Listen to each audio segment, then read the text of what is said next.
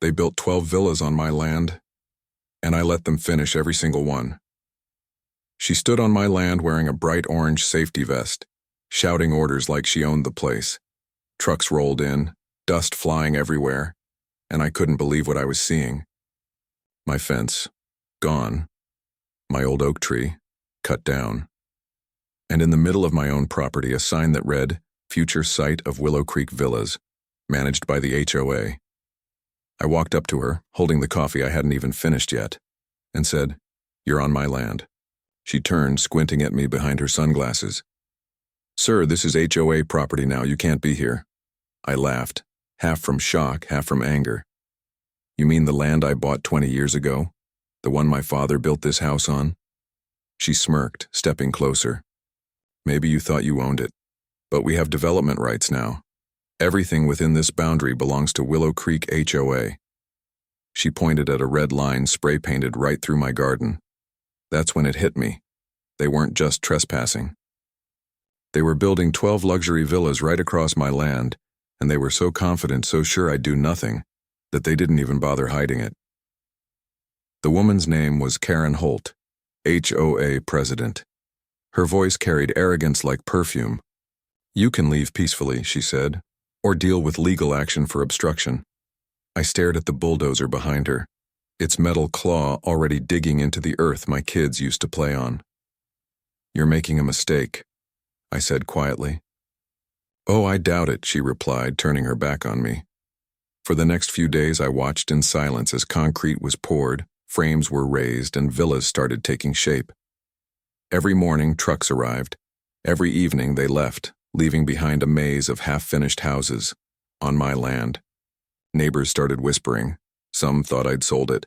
Others thought I'd lost it in debt. No one knew the truth, and that was exactly how I wanted it, because while they built, I planned.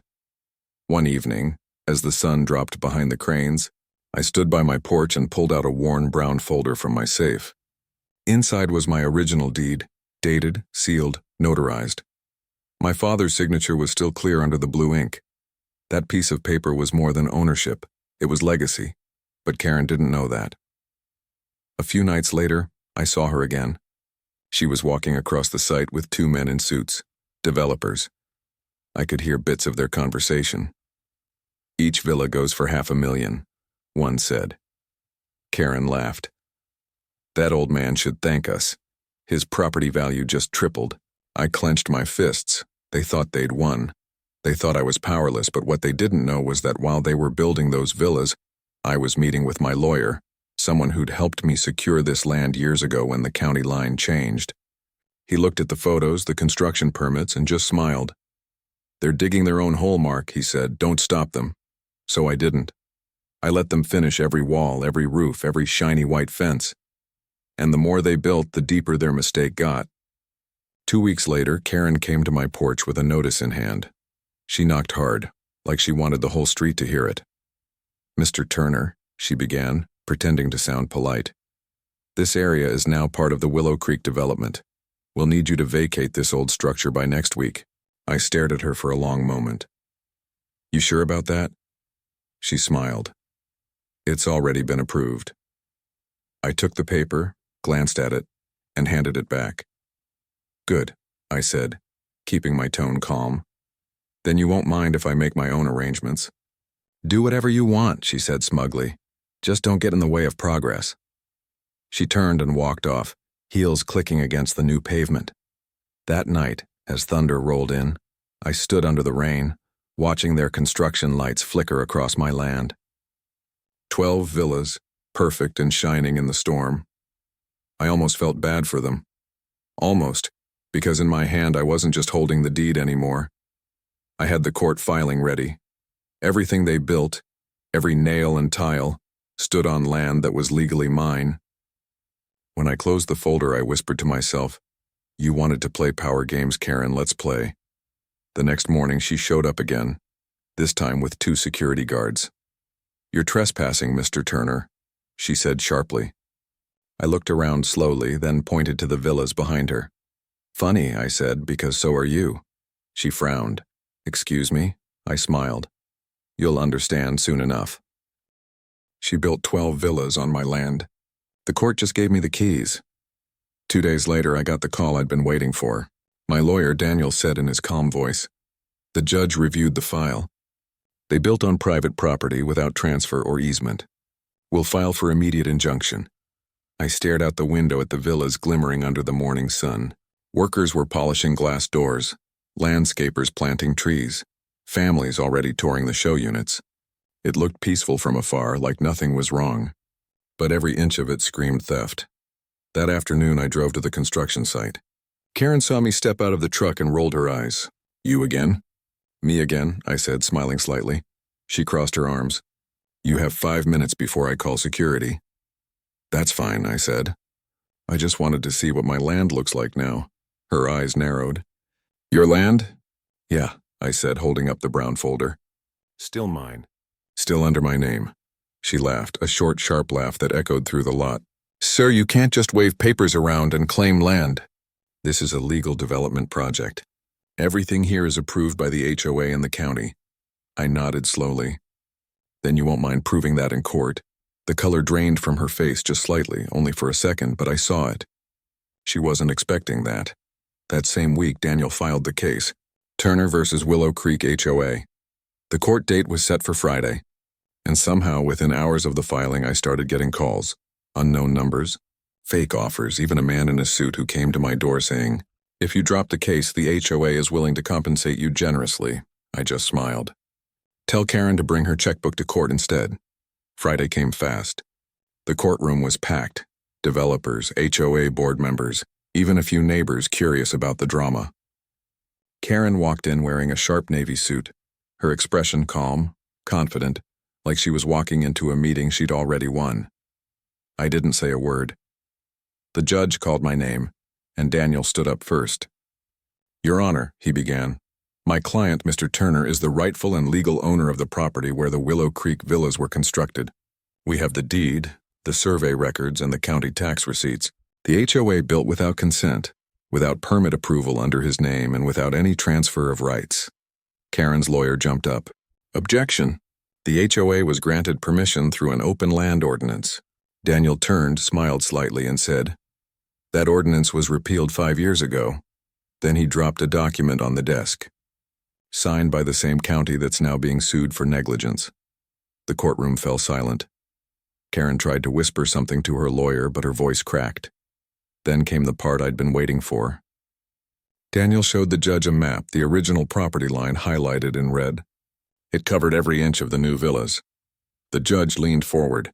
So you're saying the entire development stands on Mr. Turner's private land? Yes, Your Honor, Daniel said. Every villa, every walkway, every piece of concrete. You could feel the shift in the room. The quiet gasp, the murmurs, the tension. Karen's lawyer started sweating. Karen broke her silence. That's not possible. We had approval. The judge looked at her calmly. From whom? She hesitated. The HOA board. We had paperwork. Do you have a signed transfer deed from Mr. Turner? No, but then you built illegally, the judge interrupted. The words hit her like a punch. She tried to argue, but her voice shook. I just sat there watching. I didn't smile, didn't gloat. I just felt the weight of months of anger slowly lifting. The judge finally said, effective immediately. Construction on Willow Creek Villas is suspended pending property review. Any sales or leasing activity will cease. The HOA will compensate Mr. Turner for damages and trespass. Karen's hand tightened around the edge of the table. Her lawyer whispered something, but she just stared straight ahead, face pale. As we left the courtroom, Daniel leaned over and said quietly, they'll try to settle, you know. I know, I said, but I'm not done yet. Outside, reporters were waiting. Cameras flashed, questions flew, and someone asked, Mr. Turner, how does it feel to win against the HOA? I paused, looked straight at the lens, and said, they built on my land without asking. Now the law will decide what stays standing. That night I drove back to the site. The once busy area was quiet. No workers, no noise, just the wind moving through half-finished villas. The metal fences were locked and signs now read, property seized, under court order. I walked slowly through the silence, boots crunching on gravel. It was strange seeing something so expensive, so perfect, just frozen. Then I heard a voice behind me. "Karen, you think you've won?" she said. Her tone was sharp, but there was fear under it. I turned. I didn't want to win. I wanted my land back. "You could have talked to us," she said bitterly. "You didn't have to humiliate me." I stepped closer. "You didn't have to steal from me." Her jaw tightened. "This isn't over," I smiled faintly. "You're right. It's not. Because in my pocket I had one more document, something I hadn't filed yet. A full claim for damages and ownership rights of all structures built illegally on my property. If the court approved it, those 12 villas would be mine, every single one. They called me greedy for fighting back, until they saw who forged the papers. 3 days after the court order, the construction site turned into a ghost town. The sound of drills and hammers was gone, replaced by the quiet hum of the wind cutting through the empty villas. For the first time in months, I could walk through my land without someone yelling at me to leave, but the calm didn't last long. By the end of the week, Karen went on the local news. The headline flashed across every channel. "Homeowner sues HOA, delays affordable housing project." They twisted the story, painting me as a greedy landowner blocking progress. Karen stood in front of the cameras, dressed in her usual confidence, and said, "We only wanted to bring development and opportunity. Some people just don't understand community growth." I watched from my living room, jaw tight. She was smart. She knew how to twist words, how to play the victim. And the worst part, people started believing her. Comments poured online calling me selfish, ungrateful, even un-American. Daniel called that night. "Don't respond publicly. Let the documents speak for you." But I knew Karen. She didn't want justice. She wanted revenge. The next morning, I found a bright orange notice pinned to my mailbox. Violation, unauthorized structure on HOA property. Signed by none other than Karen Holt. I laughed under my breath. Even after losing in court, she was still pretending to have authority. I called her number. She picked up immediately. "Did you enjoy the interview?" she asked sweetly. "Almost as much as you'll enjoy your next one," I replied. "What's that supposed to mean?" I paused. "Channel 5 is doing a follow-up piece tomorrow. They requested an official copy of the property deed from me." Her silence on the line was everything. The next day, I met the reporter on site. Cameras rolled as I opened the brown folder and laid the original documents on the hood of my truck. The cameraman zoomed in on the deed, the signatures, the survey lines. I told them calmly, "This is my father's land. The HOA built without consent." The court confirmed it. That clip aired the same evening. And just like that, the story flipped. People started asking questions. How did the HOA approve construction without legal transfer? Who funded the project? Why did Karen keep quiet about the court ruling? By the end of the week, the HOA's office was flooded with calls. The developers began to panic. One even tried to distance himself publicly, saying, "We relied on false documentation provided by HOA management." False documentation. There it was, the thread I'd been waiting to pull.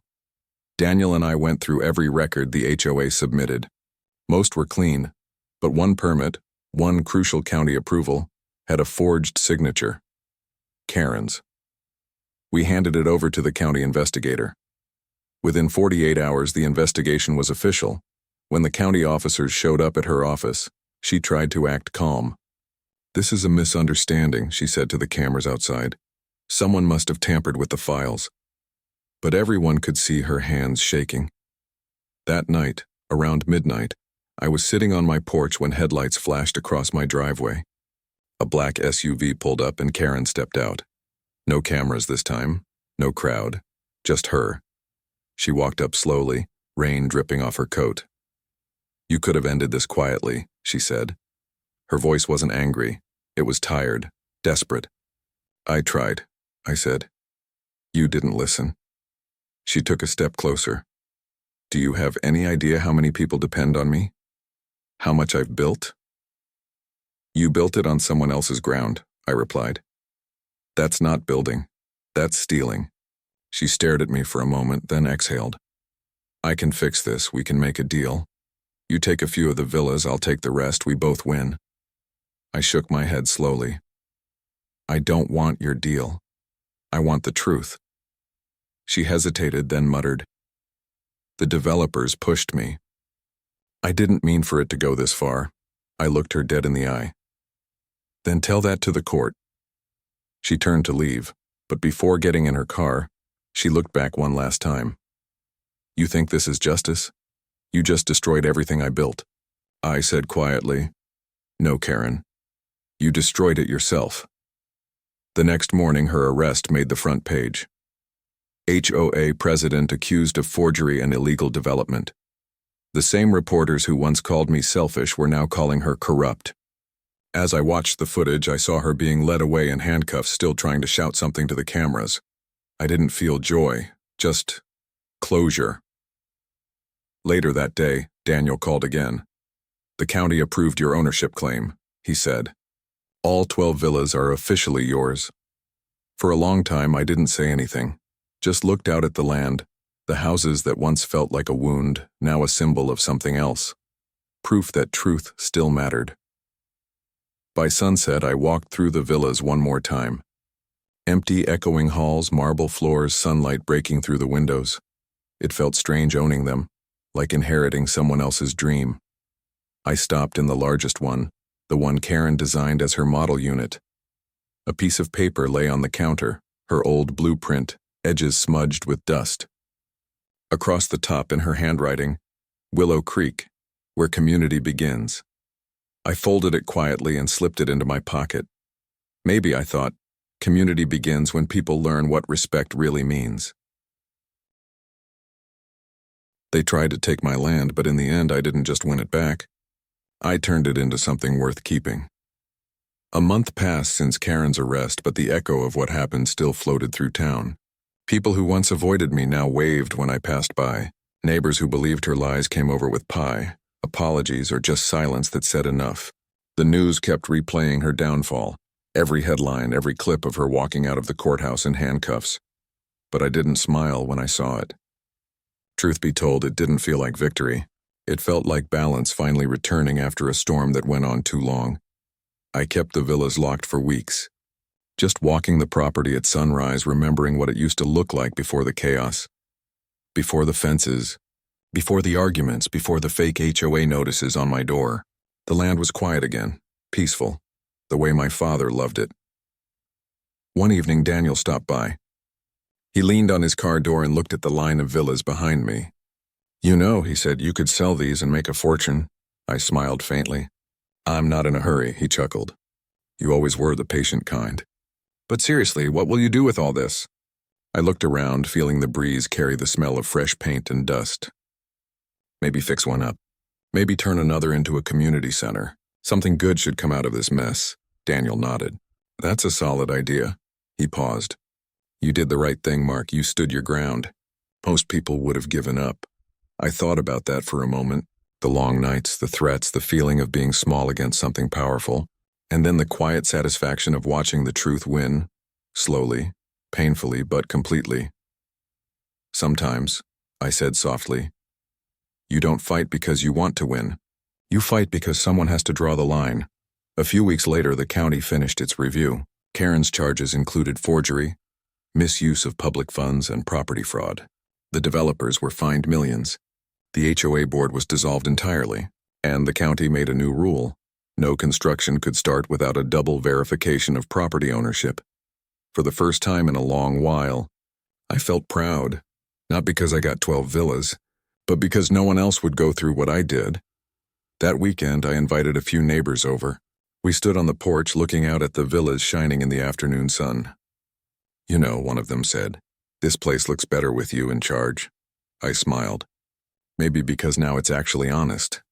The kids ran across the driveway, laughing, their voices echoing between the walls. For a moment, the land didn't feel like a battleground anymore. It felt alive again. As the evening light turned gold, I walked to the edge of the property, the same spot where it had all started months ago, where Karen first told me to leave HOA property. I could still see the faint red spray paint on the ground, almost washed away by rain. I took a deep breath and said quietly, "Welcome back, old land." Behind me, the villas stood tall, empty, but waiting. Maybe someday families would move in. build lives here, raise kids who'd never know the story behind these walls. And that was fine, because this land didn't need revenge anymore, it needed peace. Before heading back to the house, I stopped for one last look. The night breeze moved through the unfinished gardens, the sound of crickets filling the air. I thought about my father, how he used to say, "Land isn't just dirt, son. It's proof you belong somewhere." Now I understood what he meant. When I reached the porch, my phone buzzed. A message from an unknown number. Just 2 words, "I'm sorry, I didn't need to ask who it was." I looked out at the villas once more and replied, "So am I." Then I turned off the phone and walked inside, leaving the noise of the past behind. For the first time in months, I slept without anger, without noise, just the quiet comfort of knowing that sometimes the best revenge is ownership.